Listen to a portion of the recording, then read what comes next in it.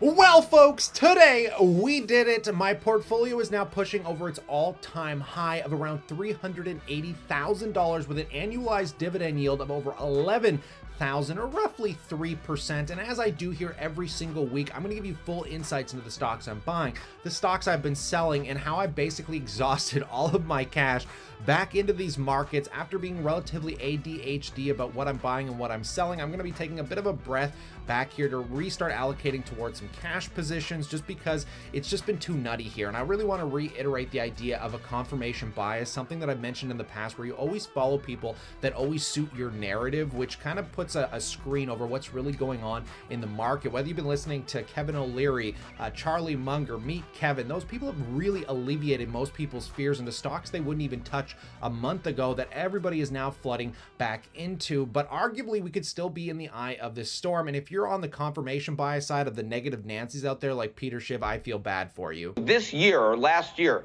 was worse than any year of the 1970s. And it was worse than 1980 when the CPI was up 13.5%. So this is the worst inflation we've ever seen. But unfortunately, it's going to get worse because we have just seen the tip of an inflationary iceberg. Now, look, don't get me wrong. I think Peter Schiff has a lot of great points, but we all understand that dude's underperformed the market for like the last decade. But again, he's not wrong about the inflation risks that still exist in a moment where commodity prices are holding relative highs here, especially with oil when people are now comfortable traveling as the pandemic fears start to alleviate. And even including myself, I want to travel a little bit more, but that could also offer more pressure on the oil prices. Heck, inflation hasn't gone away yet, guys. The Fed couldn't predict where inflation was, and now they're saying we're not heading into a recession. Inflation's going to slow down, but they don't know. They act like they know, but clearly they don't know. And between the geopolitical events, guys, like Charlie Munger and Warren Buffett say, I'm never going to invest based off what the government's doing. I'm always just going to look at the fundamentals of companies and continue to allocate and diversify where I think it's best for the sectors in my portfolio. But if this is a conversation you can appreciate, all I ask in return is that you hit that like button, because the first thing we should do is take a look at what's driving my portfolio toward all-time highs by looking at the general markets. Now, firstly here, guys, I'm shocked that the S&P 500 index has been relatively flat today, considering Apple's been doing pretty well. I mean, Microsoft's in the green right now as the making of this video. Alibaba, not that that sits on the S&P 500 index, but I picked that up at a great price. I'm up just over 10% on that position since I added it here, guys, and I'm not going to make any short-term bets and celebrate too early here. I'm holding this for the next 3 to 5 years, so we can celebrate later on if the thesis comes into full fruition here. But Tesla, guys, back toward $900 a share. Facebook back over 212. All of these are positions that make up the largest aspect of my portfolio. Is tech is about a 23% weighting currently, right? Google's back into the green today, guys. And outside of the dividend side of the portfolio where it looks like there's a lot of red, this isn't really materially large red downside moments here. Like we're talking about 0.5% at most, and I'm still seeing some green out of my utilities here, whether it's Algonquin Power, Northland Power. So all of this combined with me just kind of shuffling around stocks during the down period have really worked now at this point into my favor. Am I giving up some more upside potential here by scaling down tech the way I did? Absolutely, but I still mitigated so much risk out of the portfolio that I didn't experience the same downside that somebody say like Meet Kevin did, who went from 30 million to 20 million and now has to rebuild his way back up there, right? Now, God knows I wish I was trading millions of dollars, but I'm not, so I'm only playing within my circumstances. I don't compare myself to anybody, and I find my own methods to my mythology here, I guess, right, guys? But taking a look at the account that I'm primarily going to be paying attention to in the coming months is my corporate account, because obviously this is where most of my money floods through. It's where I get the best tax benefits. And right now, guys, we are now flat on this overall portfolio, considering we were at lows of $5,000 to $10,000, about down 5 to 10% in this account from a high where we were up almost 20% just coming into the beginning of this year, roughly. But take a look at this, guys, because you'll notice that I've stacked up a lot of cash here, and I am not the Federal Reserve. I am not the money printer. I don't have endless money to allocate to stocks that I want to buy, and I have tax provisions that I still have to pay for coming into May. So what I got to do here is make sure the government's going to have enough money set aside. So the way I came up with that capital was by selling Enbridge,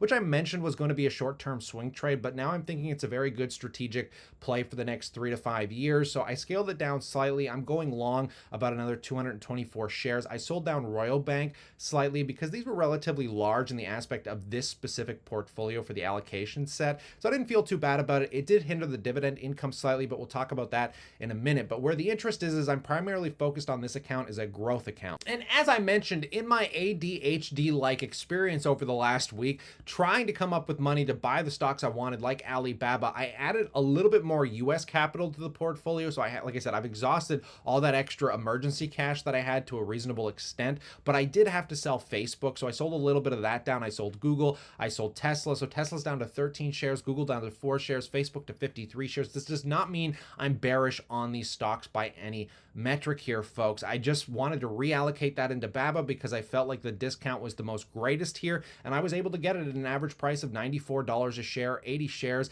and this is about 10,000 CAD. Keep in mind, everything in the general spreadsheet we're going to review is always converted to CAD because that's the country I live in here. But either way, guys, I'm almost up $1,000 US on this since picking it up at those bottoms, but I don't trust these short-term volatility moments, but I still feel like Alibaba may have bottomed. Only time will truly tell, but I feel like that is now outperforming the sells that I did on Tesla, Google, and Facebook. So hopefully it can outpace me selling those, so it was actually worth making that strategic shift. But just kind of getting away from the corporate account and just taking a look at the general portfolio overview, there has been a lot going on in here to the point, guys, where I just need to stop making the bank rich on commission trades.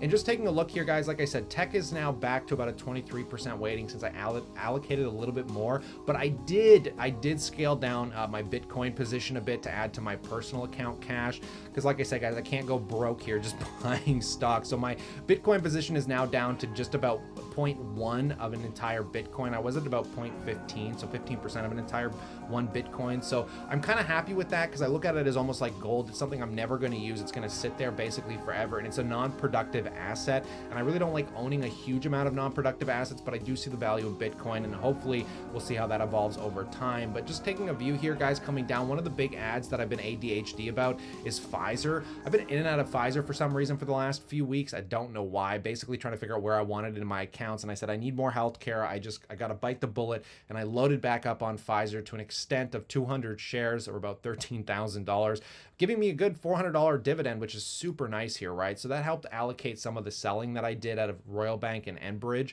And like I said, when it came to the S&P 500 index, guys, that really bothered me because I want to add index funds, but I see more value in these individual stocks still, and I don't get giddy about the 1% yield that I get off VOO. And I'm obviously not cost averaging into that. Obviously, my plans are a little bit different than the general ETF investor. So either way, coming through this now, guys, with the healthcare sector, so we can see, I think this right here is Johnson & Johnson, and then we also have Pfizer right here. So healthcare is now at about 8 to 9% of the entire portfolio. Outside of that, where I've been crushing, and the thing that has mitigated the most of the risk has been my Canadian stocks, because Riocan, guys, has now been holding roughly around $26 a share. I sold this thing down roughly a few months ago, I think, and I basically just took some profit to re-diversify into my RRSP, and even now I'm almost back to where I sold out of it at. I mean, the position today is worth what? Riocan's now at 24,336. I sold it down a couple thousand when it hit 25, and I'm probably going to resell some of it down if it continues to run at this really progressive rate, and I'm going to use that capital sometime down the road. As I mentioned, I really want to continue to add some consumer stapled good products because I'm really lacking on things. I really only have Pepsi for consumer stapled products, which makes about 4.8% of the portfolio. So I would like to allocate some Procter & Gamble to match that, because basically telecom and consumer stapled goods are my two smallest weighted positions. But again, it's not like they've been outperforming to any major extent, so I don't think it makes a huge difference. It's just from a diversification and sector allocation standpoint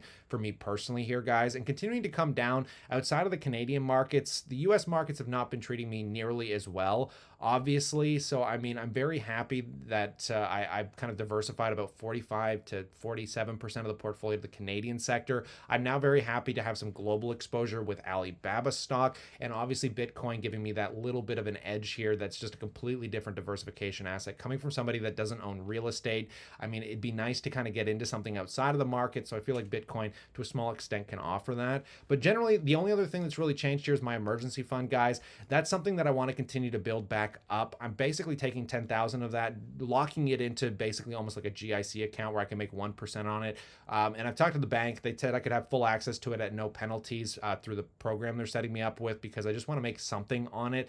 And in this interest raising environment, hopefully by next year, the interest rate will be much higher. And then I can reallocate that 10,000 and maybe make 2 or 3% if I'm lucky on it. But the goal, as Dave Ramsey says, in case the car breaks, in case something happens, I lose my job, that emergency fund coupled with my dividend here, guys, of 11,000 would basically give me access to about 20,000 over a year. But ideally, I'd like to get that emergency fund back up to 20K. So that way, as over the year, I have 20K to access, plus I can utilize if I have to tap into that dividend yield, which would give me around 30,000 over a year, which I think would be a fully funded emergency fund. But as we sit here, guys, I feel wonderful. My overall dividend income is very diversified at this point. And if you guys kind of like how this portfolio is allocated, you kind of like these idea of spreadsheets, I have much more strategic automated ones over at thechartmaster.com. If you want to support the channel, you can come on here for $14.99, buy one and get the rest of them for free. You'll have fun with these, I promise. But outside of that, folks, yeah, it's going to be neat. Like I said, because the markets are rebounding here, even though tech, I think, is largely still overvalued when we're talking about large cap tech, the fact that we still don't know how we get out of the eye of this storm, it doesn't make me too overzealous to want to just do what me Kevin's doing and drive all my money back into these markets. So I'm going to take a breath back. I'm back toward all-time highs. Let's see where it goes from here. Sit patiently, stack those dividends, and stop being a trader. I am not a trader. It honestly makes me sick inside coming from a passive income investing lifestyle. So I'm going to start taking a break, following the markets, continuing to work hard, stack cash, and focus on my business. But I'll continue to update you guys here as always. So consider subscribing, but stay cool, stay awesome, and I look forward to catching you in the next one.